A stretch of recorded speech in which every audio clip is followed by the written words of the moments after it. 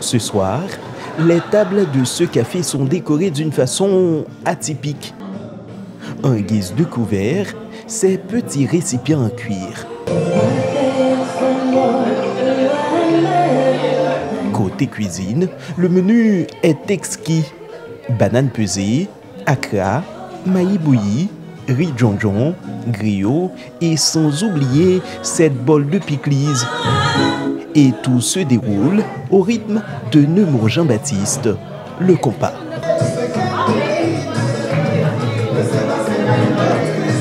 À première vue, on pourrait dire qu'on est en Haïti, mais détrompez-vous.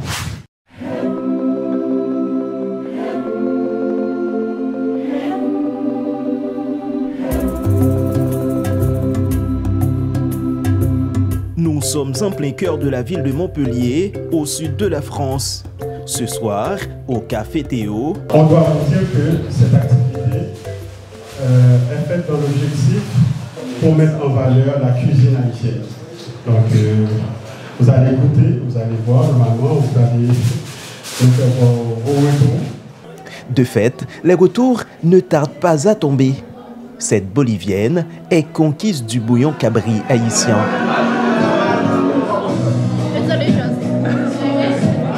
Face à sa couleur particulière, ce Gabonais était plutôt hésitant face au riz djonjon haïtien. Mais après l'avoir goûté, il n'a pas pu se retenir. J'ai d'abord regardé avec beaucoup d'hésitation, mais il m'a suffi de me servir juste un peu et mettre quelques grains à la bouche. Et puis après, j'en ai vraiment rempli plein dans mon assiette et vous voyez. Il n'y en a plus. Tout est vide, quoi. Vous l'avez trouvé comment, ce mets-là? Non, la texture est très bonne. C'est vrai, on est un tout petit peu curieux au départ par la couleur du riz. On est souvent habitué à le voir en blanc, en jaune, en rouge, mais en noir, c'est pas toujours fréquent. Donc c'est dans un premier temps avec un air de curiosité que je me suis avancé vers, mais je me suis bien rendu compte que c'était suffisant, c'était très bon.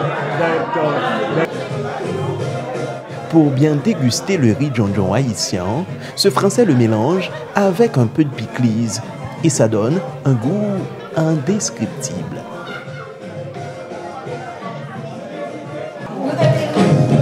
Un goût un peu comment? Je sais pas comment décrire. Parfumé. Parfumé, ouais. Ok. Sinon j'aime bien. C'est parfumé, mais c'est fait avec des matières premières simples, mais ça rend quelque chose de très bien. Quoi. Ok. Donc ça, c'est assez élaboré quand même. Et vous savez comment on appelle ça? Pickles. Pickles. Non, c'est pas ça? Oui, bien sûr. Bien sûr. Mais comment vous l'avez su? C'est ma copine à Chamly. Sa copine est une haïtienne. Donc, vous monsieur, on va manger créole, vous retourner? Ben oui, en fait, ça nous fait, on aime faire manger haïtien, on aime tout les faire manger français pour moi. Okay. Mais moi, j'aime cuisiner, c'est manger haïtien, manger créole. Il aime bien les plats que vous préparez à la maison? Mais oui, il aime trop. Hein. Ok, super.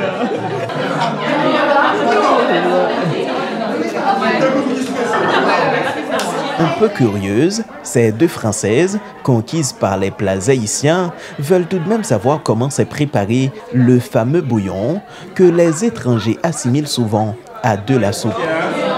C'est fait à base de bœuf et de bœuf, igname, je ne sais pas si vous connaissez, et banane plantain. Et nous, ensuite, il y a quoi d'autre? Taillot. Comment on dit taillot en français? Malanga, je pense non, c'est pas malanga. C'est pas malanga. Mais bon, ce sont des racines. D'abord, on laisse mijoter. On laisse mijoter avec la viande, puis c'est ça, avec nos épices haïtiennes. Super. Et ça mérite une petite photo pour les réseaux sociaux et aussi un petit bisou. fait, Christine et Magali sont deux amoureuses de la culture haïtienne, notamment du compas. C'est la première fois que vous allez goûter des plats haïtiens? Alors, on a déjà mangé 2 fois, mais c'était plus des plats après du riz de jonjon par exemple, le poisson frit. Ok. Pas trop des petites choses comme ça. Ah, ok. Donc justement, on va venir goûter tout ça avec plaisir. Ah, super. Parce qu'on a adoré tout ce qu'on a mangé. Haïtien d'habitude. Eh ben, c'est super, c'est super. Et on adore le compas. Ah bon? Oui. Vous adorez le compas? On danse le compas. Vous dansez bien? Très bien. Ah, c'est super. Et on va voir tous les concerts. Ah, ok. Cela veut dire que vous avez assisté au concert de Zafem, du groupe Zafem qui était venu. Zafem, vous étiez là? Oui. Ok. J'ai même une photo avec des nerfs Seïd. On a écouté ça dans la voiture. Ouais. Comment ça a été? Exceptionnel. Le meilleur concert de ma vie. Ah bon? Pourquoi? Je sais pas, de la magie. De la magie. TNR Seïd. Grandiose. Naboué. Et puis Naboué. Naboué. En pile. Et pendant toute la soirée, elles prouvent qu'elles sont d'excellentes danseuses, mais avec des goûts musicaux un peu différents. Christine slalom au rythme de son groupe Zafem.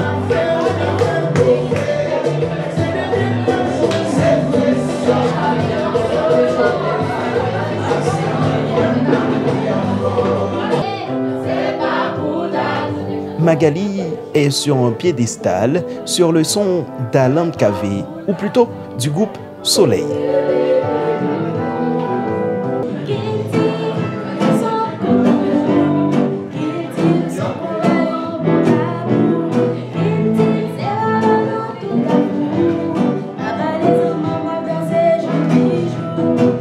Pour bien rythmer cette soirée consacrée à la cuisine créole, le groupe Soleil, une petite formation musicale d'une dizaine d'artistes haïtiens basés à Montpellier, a concocté un répertoire musical qui met en valeur le patrimoine culturel haïtien.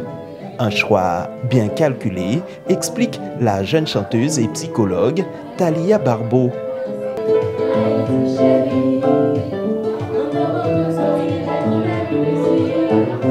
C'est vrai qu'on peut interpréter d'autres chansons, mais c'est vrai que le cœur du groupe et l'essence du groupe, c'est d'interpréter des chansons haïtiennes, que ce soit des troubadours, au reggae, au compas. On interprète majoritairement des chansons haïtiennes. Ça peut nous arriver d'interpréter autre chose, mais l'essence du groupe même, c'est de mettre en valeur la culture haïtienne et la musique haïtienne et le bonheur que c'est le compas. Donc c'est surtout ça qu'on fait. Et ils le font plutôt pas mal. Waouh, c'est beau! On l'amour du combat, on l'amour du combat. Pourtant, ils ne sont qu'à leur début. Créée il y a plus d'1 an, cette soirée est la première prestation officielle de cette jeune formation musicale devant un public et en absence bien sûr de nombreux musiciens du groupe. Satisfait de ce premier baptême de feu, Soleil a l'ambition d'apporter la musique haïtienne aux étrangers en commençant par Montpellier.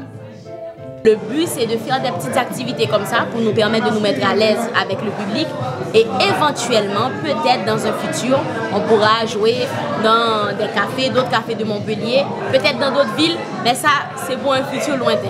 Pour le moment, ça va être vraiment des petites activités comme ça pour mettre en valeur la culture haïtienne dans des cafés comme celui-ci, le Café Théo, mais dans d'autres cafés aussi ou des restaurants où on pourra faire des petites performances. Mais on est vraiment aux prémices de la création du groupe. Il y a encore plein de choses à mettre en place. Je pense qu'on va toujours privilégier des activités haïtiennes, parce que c'est ce qu'on aime faire aussi, comme là, mais on va aussi présenter justement le groupe dans des restaurants de toutes cultures diverses, parce que le but justement c'est de faire connaître aux autres la culture haïtienne.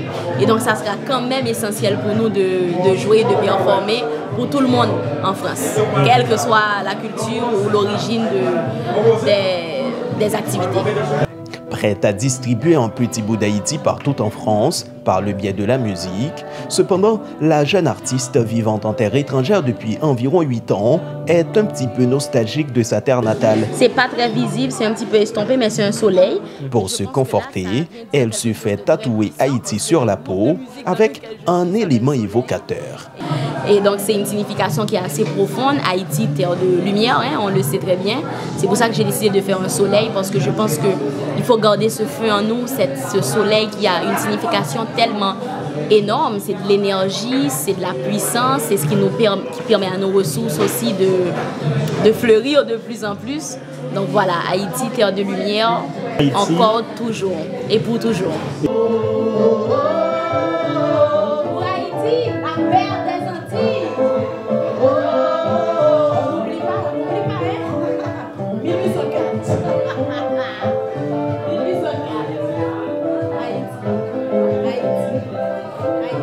Haïti, terre de lumière, de soleil, encore et pour toujours. Ça, c'est, on peut dire, c'est dans l'histoire d'Haïti, mais dans la réalité, actuellement, c'est le ténèbre en Haïti. Ça vous fait quoi de regarder tout ça? Je crois que vous suivez l'actualité haïtienne. C'est des gangs qui contrôlent la capitale, le département de l'Artibonite, et vous continuez à croire encore que Haïti, c'est toujours la terre de lumière. Pourquoi? Mais déjà, c'est pas parce que je suis loin que je ne le vis pas, parce que je pense que quel que soit l'endroit où on est, quand on est haïtien, on vit les choses.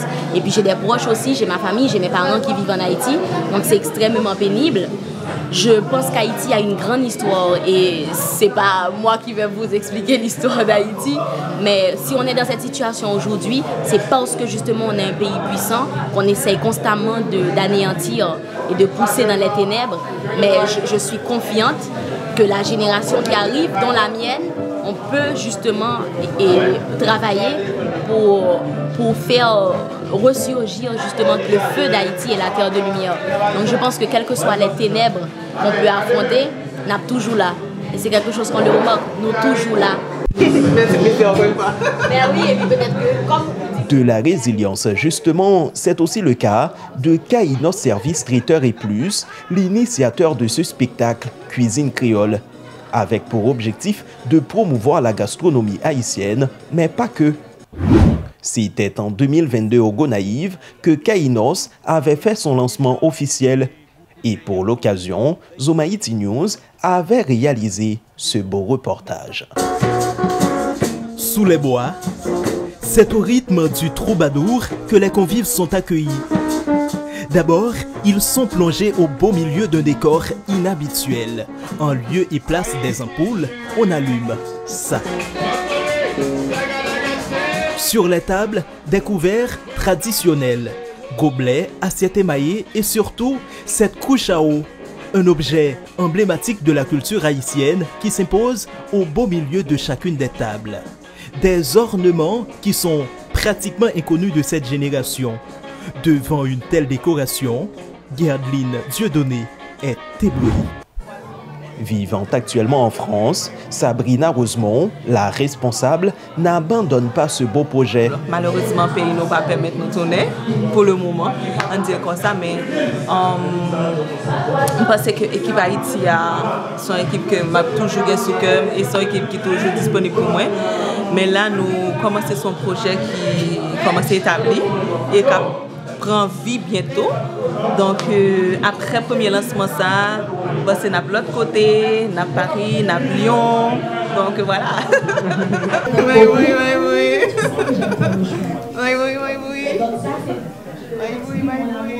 Franchement, patate à samedi, jeudi, c'est un petit cas stressant.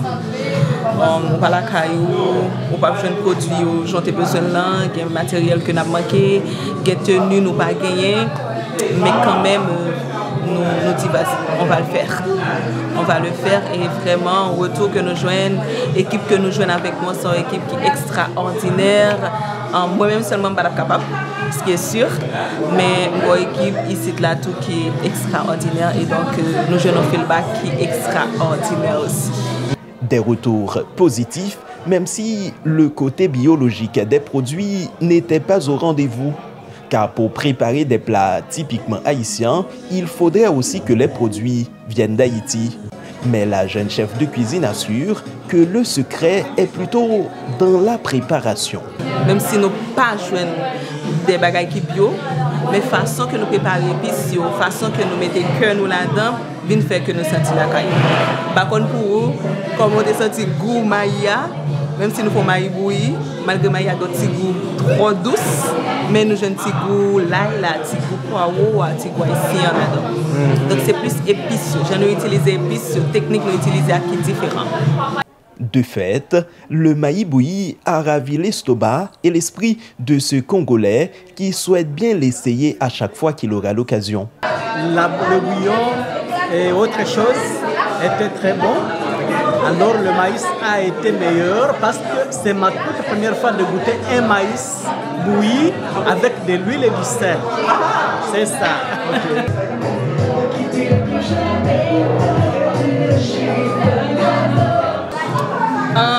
En fait, moi c'est français ou du moins plus précisément monde qui est étranger, il n'y a pas fait différence entre épicé et un bagage qui piqué, qui pimenté. Donc automatiquement je dis ah manger haïtien manger piqué, je dis à nous pas de retour que manger était piqué, mais manger était gay épice là. Donc c'est différent ça, c'est petit déclic ça que nous pas fait, les n'a fait manger.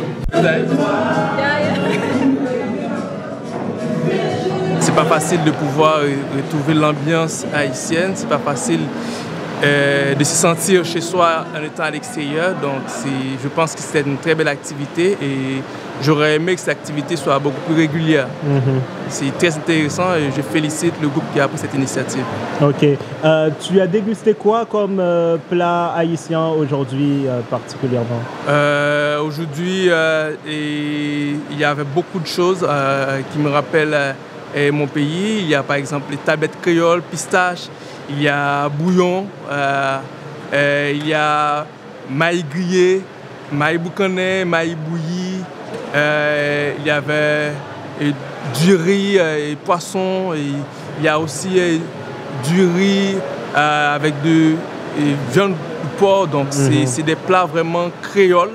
Donc c'est fondant en bouche, c'est John Loulouse, c'est bon bagaille. Bon bagaille. Pas de retour négatif, mais puisqu'elle est originaire de la ville des Gonaïves, Sabrina a reçu tout de même des commentaires pas très agréables à entendre. Car sur les réseaux sociaux, des commentaires laissent entendre que les femmes gonaïviennes ne savent pas trop bien cuisiner. Des allégations qu'elle tient à démentir. Comme quoi, comment faut sauter Gonaïve parce que t-shirt là marqué Gonaïve et puis on dit mon Gonaïve pas qu'on fait manger. Ah bon? C'est une question ça avec un étranger qui dit on dit mon Gonaïve pas qu'on fait manger. Un étranger qui dit ça? Après nous avons mauvais idée que on baille mon Gonaïve qui pas ça du tout. Mais est-ce que c'est vrai mon Gonaïve pas qu'on fait manger? C'est quoi cette question? Pas du tout. Pas du tout. Mon Gonaïve qu'on fait manger. Ça dépend de. En fait, l'erreur que nous faisons, on peut manger quand on dans la rue, nous pensons que c'est mon Gonaïve seulement quand on manger dans la rue. Pas du tout. C'est pas mon Gonaïve quand on manger dans la rue. Pas seulement mon Gonaïve quand on manger dans la rue. Pour nous, qu'on fait manger. Et je suis la preuve. Et Kaino, s'il vous plaît. Merci. De ces preuves-là. De fait, de nombreux invités n'ont cessé de le témoigner depuis son lancement en 2022 en Haïti. À un point tel, certains pensaient même que Kainos était un restaurant.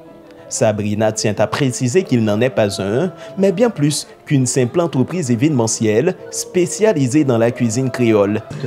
Kainos service, traiteur et plus. En Kainos, on jeune plus. En Kainos, non, on veut dire c'est quelque chose d'extraordinaire, c'est quelque chose que nous n'avons jamais, c'est quelque chose que a toujours une nouveauté, c'est ça Kainos est dit. Et puis nous mettons service traiteur. Nous pensons que là, on dit service traiteur, c'est pour tes services à domicile, pour tes services nous par rapport à l'événement, nous-mêmes nous créons un événement nous fait jeudi à là sur un spectacle cuisine créole. Et du coup, plus là nous mettons, c'est parce que nous avons des projets, nous avons des associations que nous commençons ici là, plus précisément que dernièrement nous avons fait distribuer manger par des SDF, des gens qui sont en logement. son association qui travaille, donc c'est ça fait nous mettre et plus. Nous pas set up seulement sous nous, n'a fait service traiteur, n'a pas monde manger, mais nous aider les gens qui ont besoin et sont bagaille qui nous à cœur.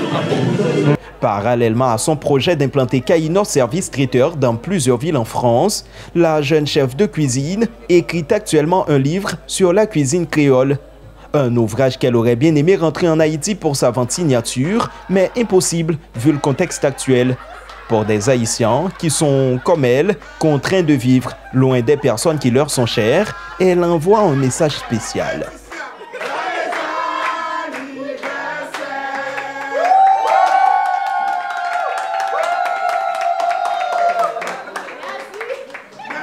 Joindre point fort nous. Joindre point fort nous.